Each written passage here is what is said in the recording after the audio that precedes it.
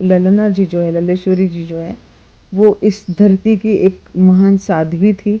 शैविज़्म को लेकर, शिव तत्व को लेकर, एक भक्ति मार्ग को लेकर चली थी। कश्मीर की जो आबो हवा है वो किस तरह बदली है, और कश्मीर की अपनी जो पहचान थी वो क्या थी, क्या वो पहचान आज भी बरकरार है, या आगे चल के कश्मीर का क्या स्वरूप हो सकता है। ये उनकी मिट्टी है, लल्लेश्वरी की मिट्टी है।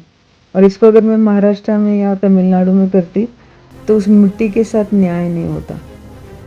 उस 14th सेंचुरी में वो बेड़ियों को तोड़कर वो एक अच्छी साध्वी बनी, और उन्होंने कोई दूसरा मार्ग नहीं चुना, कोई रिबेल मार्ग नहीं चुना, या उन्होंने अपने अन्याय को लेके कोई छाती कूट कूट के ये नहीं बताया कि महिलाओं को आरक्षण चाहिए या इक्वल पोजीशन चाहिए।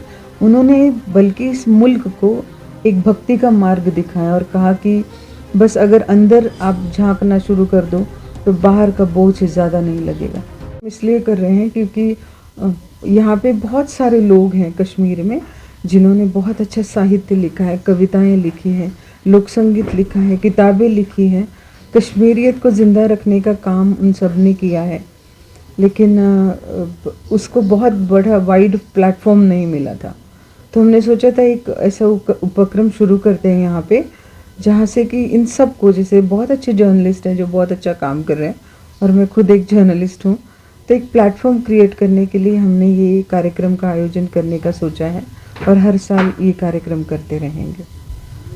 तो इसमें क्या चीज़ें रहेगी खास? इसमें खास चीज़ तो ये रहेगी कि जितने भी लेखक हैं यहाँ के, या जितने भी पत्रकार हैं जो लिखते हैं इंटेंस, या जो कवि हैं, या जो भी लिटरेरी वर्ल्ड को कंट्रीब्यूट करते हैं, उन सबको एक प्लेटफॉर्म पे लाना और कश्मीरियत को डिस्कस करना कि कश्मीर की जो आबो हवा है वो किस तरह बदली है, और कश्मीर की अपनी जो पहचान थी वो क्या थी, क्या वो पहचान आज भी बरकरार है, या आगे चल के कश्मीर का क्या स्वरूप हो सकता है, और लिटरेरी वर्ल्ड इसको कितना योगदान दे रहा है अपनी कश्मीरियत को बचाने के लिए। ये डिस्कशन रहेगा, पैनल डिस्कशन। और मेरी एक किताब आ रही है लाल डेट के ऊपर, क्योंकि मैं मानती हूँ कि ललना जी जो है, लल्लेश्वरी जी जो है, वो इस धरती की एक महान साध्वी थी। शैविज़्म को लेकर, शिव तत्व को लेकर, एक भक्ति मार्ग को लेकर चली थी, और यहाँ के बहुत से लोग उन्हें अपनी माँ मानते हैं, माँ जैसे स्वरूप, मातृशक्ति मानते हैं। और उनके बारे में बहुत कुछ लिखा जा सकता था, लेकिन मैंने देखा नहीं बहुत लिखा गया है।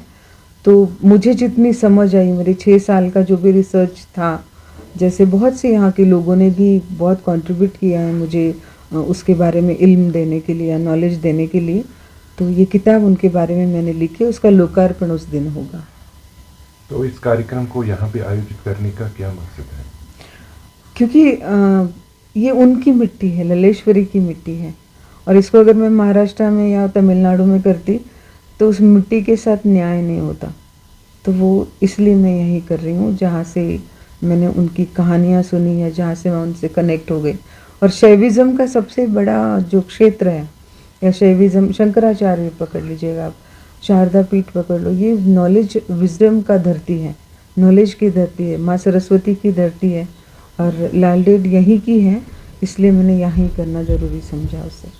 तो आपने इस पर रिसर्च किया कि ये कहाँ से आपको ये आइडिया आया, और आप मतलब इसी को क्यों आपने चुना पूरे देश में? कुछ खास रीज़न उसके पीछे?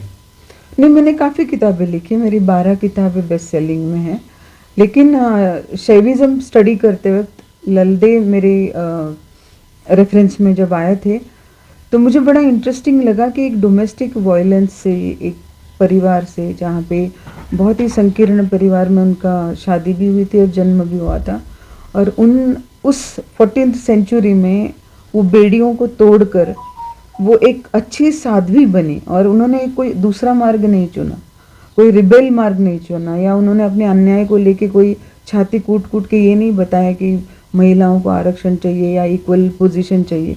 उन्होंने बल्कि इस मुल्क को एक भक्ति का मार्ग दिखाया और कहा कि बस अगर अंदर आप झांकना शुरू कर दो तो बाहर का बोझ ज़्यादा नहीं लगेगा। तो मुझे एक महिला होने के नाते ये कहानी बड़ी अच्छी लगी। जो 14th सेंचुरी में रिलेवेंट था वो आज भी रिलेवेंट है एक महिला के लिए, तो मैंने इसलिए उसको एक्सप्लोर किया।